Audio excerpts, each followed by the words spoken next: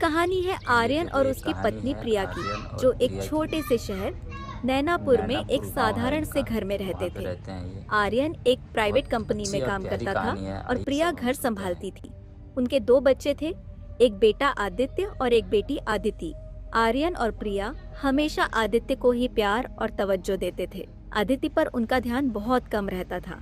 एक दिन परिवार एक बड़े शहर मेट्रो सिटी में शिफ्ट हो गया। नया घर बहुत अच्छा था। प्रिया फिर से आदित्य की चिंता में पड़ गई। यहाँ आदित्य का कॉलेज में एडमिशन करवाना बहुत मुश्किल है।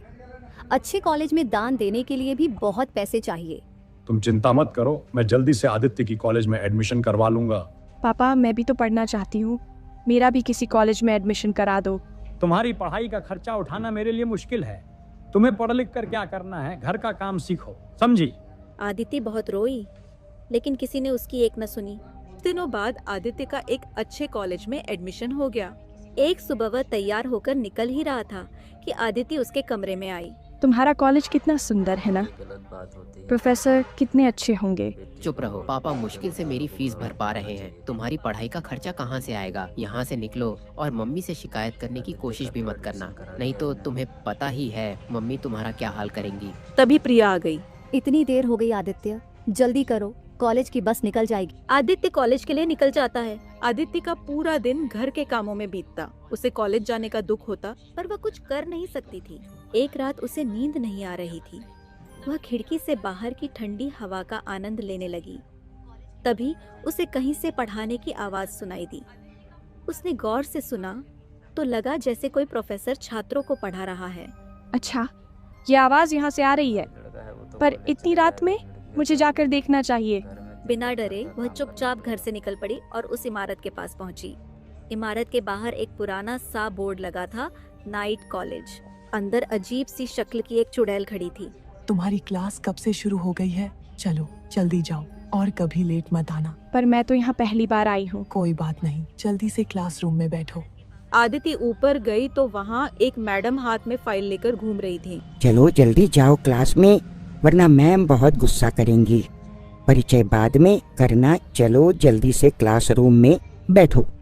वह क्लासरूम में घुसी तो उसकी आंखें फटी की फटी रह गईं। वहाँ एक चुड़ैल जैसी प्रवृत्तियां दिखने वाले छात्रों को पढ़ा रही थी। आदिति जोर से चिल्लाती है, शोर मत मचाओ, अपनी सीट पर बैठो और नोट्स लिखो। सारे बच्चे पढ़ रहे हैं और उसे डिस्टर्ब मत करो। चलो चुपचाप अपनी सीट पर बैठो। डर के मारे आदिति चुपचाप एक सीट पर बैठ गई। उसने देखा कि प्रोफेसर बहुत ही सुंदर तरीके से पढ़ा रही हैं। आदिति अपनी पढ़ाई में इतना खो गई कि उसका डर कुछ ही देर में गायब हो गया। क्लास खत्म होने के बाद चुड़ैल प्रोफेसर ने सभी छात्रों को toffee the. Thank you madam. कल टाइम से आना, ठीक है? पर एक बात याद रखना, इस कॉलेज के बारे में किसी को भी मत बताना, वरना कोई तुम्हें यहाँ दोबारा नहीं। आदिति को पता चला कि कॉलेज की छुट्टी रात के ठीक 3:45 होती है। वह घर आकर चुपचाप सो गई। उसने किसी को भी इस रहस्य के बारे में नहीं बताया। अगले ही रात आदिति फिर से कॉलेज में पढ़ाई के लिए जाती है। तभी भूतिया प्रोफेसर को पूछती है, मैडम आप लोग भूत कैसे बन गए? बेटा, थोड़े साल पहले इस कॉलेज में एक भीषण आग लग गई थी। बहुत से छात्र और प्रोफेसर इसमें जलकर मर गए। हम सब उसी की आत्माएं हैं, पर हमारी पढ़ने की ललक आज भी जिंदा। आदिति को उनकी बहुत दया आई, लेकिन वह उनका प्यार और ज्ञान पाकर बहुत खुश थी। आदिति को इस कॉलेज में पढ़ते पढ़ते कई साल हो गए और उसकी पढ़ाई पूरी हो गई। किसी को भी उसके इस रहस्य का पता नहीं चला। इधर आदित्य और आदिति काफी बड़े हो गए। आदित्य इतने अच्छे कॉलेज में पढ़ने के बावजूद भी नालायक और आलसी निकला, जबकि आदिति बिना किसी औपचारिक शिक्षा के भी बहुत होशियार और ज्ञानी हो चुकी थी। एक दिन आर्यन और प्रिया आदित्य पर चिल्ला रहे थे। आदित्य ने पिता की सारी जमा पूंजी बर्बाद कर दी थी। तेरी पढ़ाई पर हमने इतने पैसे लगाए और तूने सब बर्बाद कर दिया। अब हमारे पास एक पैसा भी नहीं बचा। आपने पैसे लगाए हैं तो क्या? मैंने अपनी मर्जी से पढ़ाई नहीं की, इतना गुस्सा होने की क्या जरूरत है? आदित्य दिन ब दिन बिगड़ता गया। वह घर से पैसे चुराने लगा। एक दिन जब परिवार आर्यन के बॉस के घर एक पार्टी में गया तो आदित्य ने वहां भी चोरी करने की कोशिश की। बॉस ने उसे रंगे हाथों पकड़ लिया। यही है वो लड़का जिसके एडमिशन के लिए तुमने इतना संघर्ष किया, और ये मेरे ही घर में चोरी कर रहा है। आर्यन, तुझे कल से ऑफिस आने की कोई जरूरत नहीं है।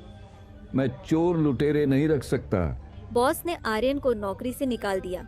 कुछ ही समय में परिवार की हालत बहुत खराब हो गई। उनके घर में खाने तक के पैसे नहीं बचे। यह सब देखकर आदिति को बहुत दुख हुआ। उसने पड़ोस के बच्चों को पढ़ाना शुरू कर दिया ताकि घर का खर्चा चल सके। जब प्रिया को पता चला कि उनकी बेटी इतनी अच्छी पढ़ा रही है और घर चला रही है तो वह हैरान रह गई। मैं भी तो उसे कभी स्कूल भेजना तो दूर, कॉलेज का नाम भी नहीं लेने दिया। उसे इतनी नॉलेज आखिर कहाँ से मिली? एक दिन आर्यन और प्रिया ने अदिति से इस बारे में पूछा। पहले तो अदिति हिचकिचाई, लेकिन फिर माँ के बार बार पूछने पर उसने सारी सच्चाई बता दी। अदिति की बात सुनकर आर्यन और प्रिया की आंखों में आंसू आ गए। तुम भूतों के कॉलेज में पढ़ती थी, ये सब हमारी गलती है। हमने तुम्हारे पढ़ने के सपने को कुचल दिया। माफ करना बेटा। उन्हें अपनी गलती का एहसास हुआ और उस नाइट कॉलेज की उस चुड़ैल प्रोफेसर को दिल से धन्यवाद दिया, जिसने उनकी बेटी के जीवन में उजाला किया और उसे वह ज्ञान दिया जो दुनिया के किसी भी महंगे कॉलेज में नहीं मिल सकता।